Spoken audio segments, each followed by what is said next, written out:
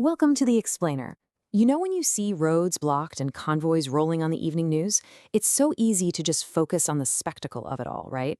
But today, we're actually going to look past those blaring headlines to uncover a completely invisible and honestly fascinating side of the story. We're diving into the economic aftermath of the recent cost of living protests in Ireland. Okay, let's dive straight in. We tend to view these large-scale protests as the climax, like a political endpoint where everyone vents their frustration and then just goes home. But in reality, protests are not the end of a story. They're really just the middle.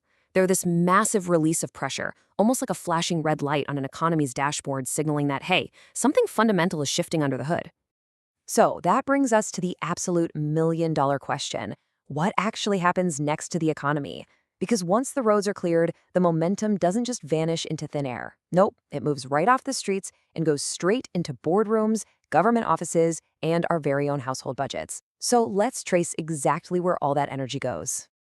Let's start with the initial splash. When protests block roads and choke up the ports, the economy feels it instantly. We're talking about massive convoys crawling across vital national routes. And look, this isn't just a minor inconvenience for commuters. It literally injects a physical barrier straight into the bloodstream of national commerce. It completely tangles up the system. Think for a second about how tightly wound our modern supply chains really are. Supermarkets and distributors operate on these perfectly calibrated, down-to-the-minute delivery schedules. So when that exact timing breaks down, say a truck gets delayed over here or a shelf sits empty over there, it creates enormous measurable pressure. Scale that friction across an entire country, suddenly that disruption has a very real, very heavy price tag attached to it. But, you see, that physical disruption is really just the initial splash. The first true economic ripple is actually an invisible shift. Why? Because protests don't just stop traffic, they fundamentally change human behavior. Almost overnight, there is a silent but very sharp drop in the collective confidence of both the public and local businesses. Actually, let's take a second to define what economic confidence really means here. It's basically the underlying optimism that dictates action. If people feel confident, they spend money, they hire new staff, they invest. But when massive protests send a clear signal that systemic pressure is boiling over, that confidence really starts to waver. People pull back, they wait, and an economy that's just sitting around waiting is an economy that's slowing down. And that waiting game triggers our second ripple, the layered policy response. As you can probably imagine, protests create immense, crushing pressure that hangs right over the heads of government officials. With cameras rolling everywhere and public frustration hitting a peak, policymakers are actively forced to react just to steady the ship. Which perfectly illustrates the government's ultimate dilemma. On one hand, policymakers rush to roll out immediate band-aids, think fuel rebates or quick cash support payments, just to plug the immediate leak and bring the temperature down. But on the other hand, we have the actual cures. Things like building new housing or overhauling infrastructure take massive amounts of time. The government is essentially forced to treat the symptoms right now because actually curing the disease takes years. We also have to recognize the bigger picture here. Ireland is an open economy tethered to massive global pressures. Think of it like a chain that links global instability directly to local oil barrels. Instability in the Strait of Hormuz, half a world away, pushes up European energy prices, which then causes transport and food costs to spike right at home. So, impartially speaking, these global constraints severely limit how much a domestic government can fix quickly, no matter how loud the protests get. So, as those global and local pressures combine, we hit the third ripple, and this places us right at the dead center of the economic fallout. Businesses are suddenly operating in an environment of high uncertainty, and they're facing soaring costs across the board, whether that's for fuel, for wages, or just basic energy to keep the lights on.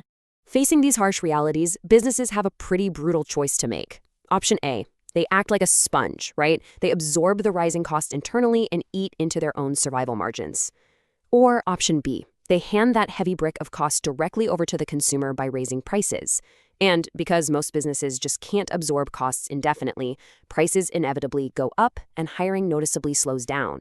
And this creates a powerful, completely unintended feedback loop. It's like interlocking gears. Workers feel the financial squeeze, so naturally they demand higher wages to survive, which makes total sense. But as wages go up, the operational costs for businesses increase.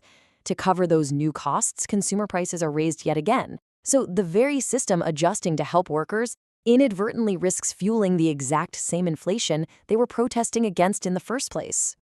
Now, zooming out to the macroeconomic level, we see the global ripple. Ireland relies heavily on foreign direct investment and multinational companies. So when protests erupt, they act like a massive broadcasting tower. They sent a crystal clear global signal to markets and foreign investors that, hey, local tensions are running high. It's a really delicate balancing act. Ireland undeniably has some incredibly strong advantages: a deep talent pool, unparalleled access to Europe, a generally stable environment. Companies aren't just going to pack up and leave overnight. But perception really does tip the scales. That subtle increase in local tension acts as a new weight of risk. And over time, increasing uncertainty can meaningfully shift future global investments away from the country. Let's bring all these high-level macro concepts back down to earth for a minute. What does this actually look like for the everyday citizen? Well, after the roads clear and the government hands out its band-aids, the immediate household reality doesn't look drastically different on the surface. The real change happens quietly, right inside people's heads. Because while living costs remain stubbornly high, incomes adjust painfully slowly. What happens is millions of people simultaneously develop this heightened, almost anxious awareness of every single euro they spend. They adopt highly cautious spending habits, pulling back and focusing strictly on the bare essentials. And when millions of individuals quietly pull back at the exact same time, it creates a massive economic anchor that drags down the overall economy. Now, if you're sitting there thinking this sounds like a uniquely modern crisis, there's actually a fascinating historical precedent for this. The mechanics of economic pressure grinding its way through a system is surprisingly universal. It has happened in entirely different eras, operating just like massive gears, forcing a machine to adapt to the strain. For example, look at historical German colonial possessions. In those systems, economic strain didn't always lead to an instant dramatic explosion. Instead, kind of like a sealed pressure cooker, the strain steadily built up on transport and local living conditions over a long period. The system didn't explode instantly, but the mounting pressure eventually forced that unstable system to undergo massive structural adjustment. It just goes to show, sustained pressure always forces a system to adjust. Pivoting to the long-term horizon, we see that modern protests basically act as intense, erupting catalysts. Picture a chemical flask boiling over. Protests take these slow, grinding background conversations about things like housing, energy, and infrastructure, and they inject them with absolute, explosive urgency, pushing them straight to the very top of the national agenda. But there is an agonizing gap to consider here. Think about the reality of the timing. Immediate relief measures can be rolled out in a matter of months, but transitioning an entire energy market or developing massive new housing supplies or overhauling infrastructure, that takes years. And right in that chasm between the harsh reality of today and the structural solutions of tomorrow is exactly where societal tension breathes and grows.